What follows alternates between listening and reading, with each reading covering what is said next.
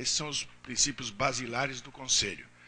É evidente que o Conselho não poderia ficar de fora dessa discussão exatamente por isso, porque nós atendemos a esse binômio que é o que nós aqui estamos hoje discutindo.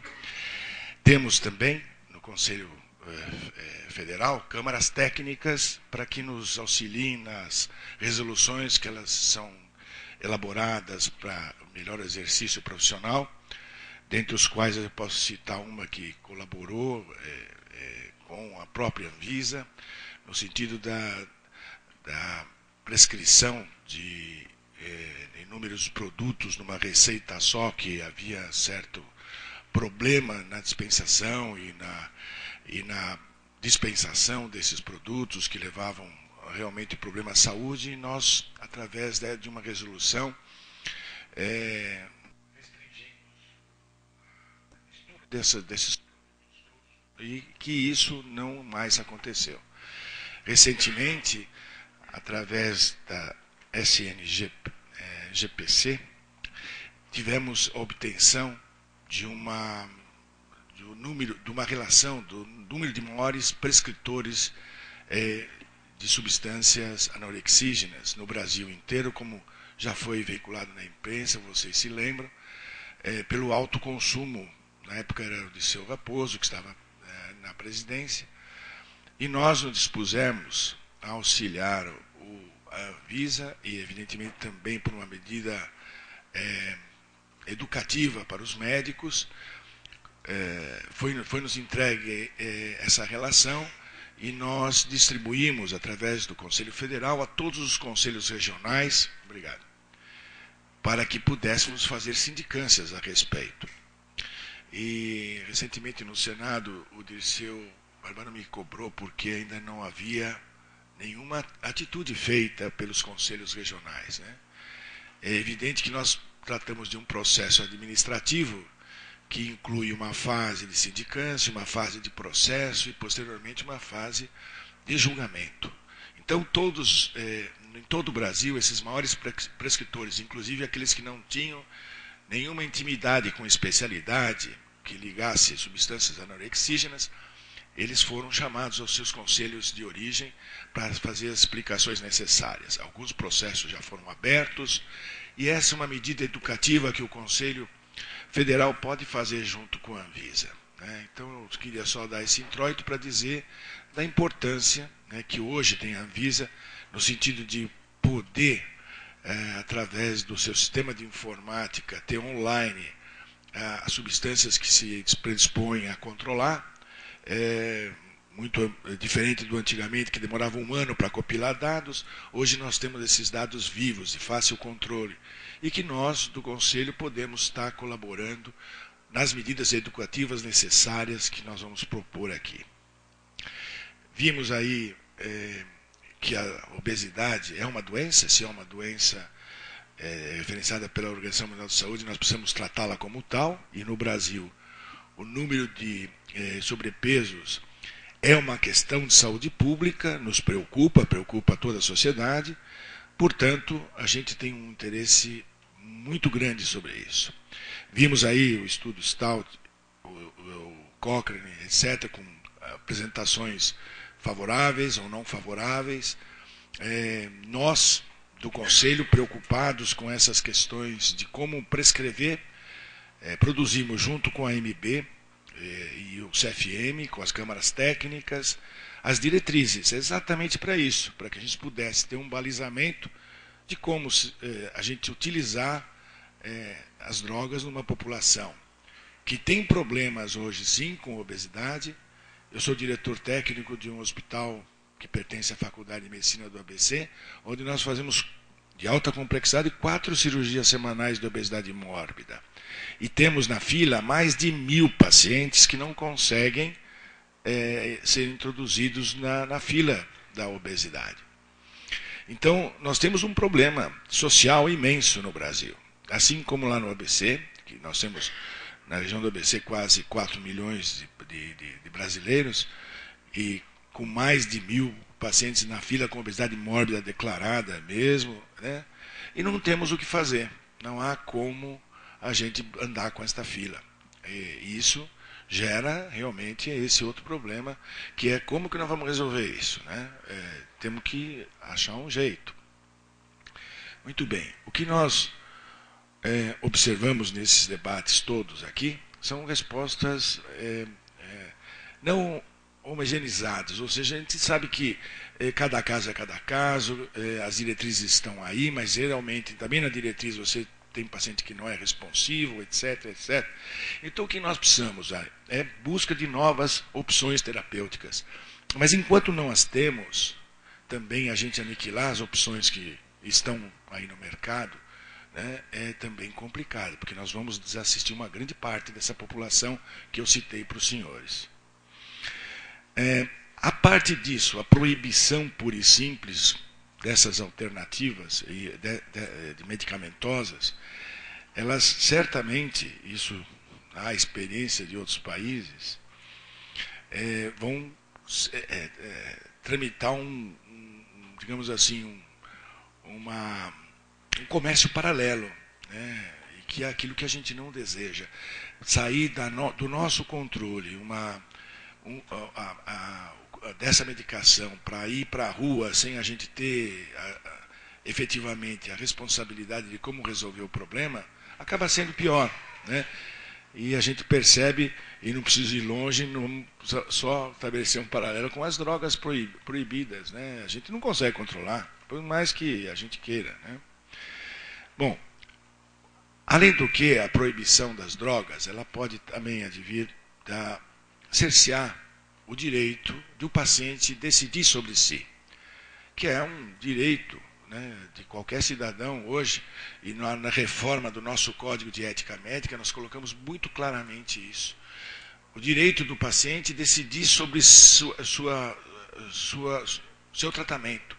Ele vai ter, o médico, nessa nova ordem, colocar as condições que o paciente tem para tratamento e ele deve decidir, evidente, dentro dos critérios que não vão ferir a ética e nem a saúde do paciente. Então, nesse caso, como é que nós vamos fazer, cerceando ao paciente a possibilidade, se ele não tem recursos, de fazer o seu tratamento, né, e mesmo que ele tenha um consentimento livre e esclarecido que o médico vai fornecer para ele, de índices que podem ter complicação secundária. Quem vai decidir é o paciente. Outra questão não é só a autonomia do paciente, é a autonomia do próprio médico, que é um profissional liberal, que tem, evidentemente, o direito de tratar o seu paciente da melhor maneira que ele puder, dentro de princípios éticos, repito, e com a retirada de substâncias que supostamente possam ter efeitos adversos, mas que com o segmento, com o controle do médico, esses efeitos adversos são minimizados e, certamente, a melhoria que o paciente vai ter com as comorbidades que ele pode obter pelo seu emagrecimento são maiores, certamente, né? Bom, o que nós necessitamos, na verdade, então, é o uso racional desses medicamentos, né? E já falamos sobre as diretrizes que apontam para esse sentido. Um acompanhamento desses pacientes, ou seja, uma prescrição ética, né? Dispensação controlada, que é isso.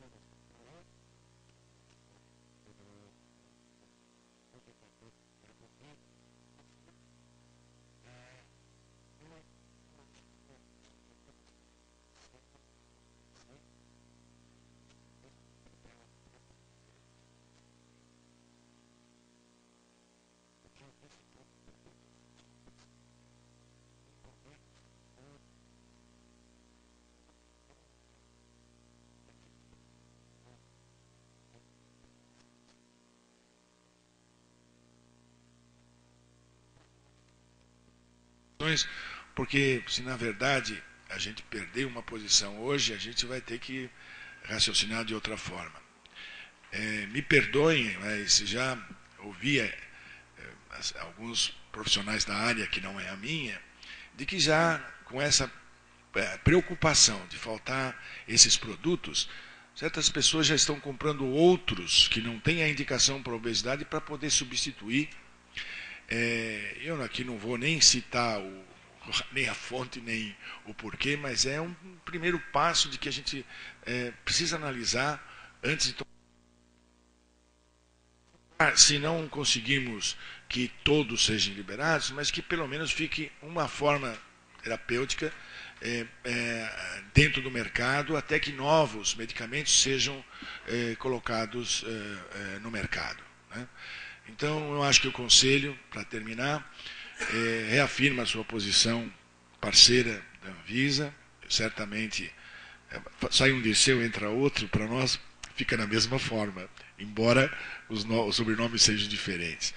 Para nós interessa a parceria no sentido de que a gente possa promover a saúde da população brasileira e que a gente possa ser parceiro no sentido de educar os médicos para uma nova realidade que se apresenta, que é essa que nós estamos tratando aqui.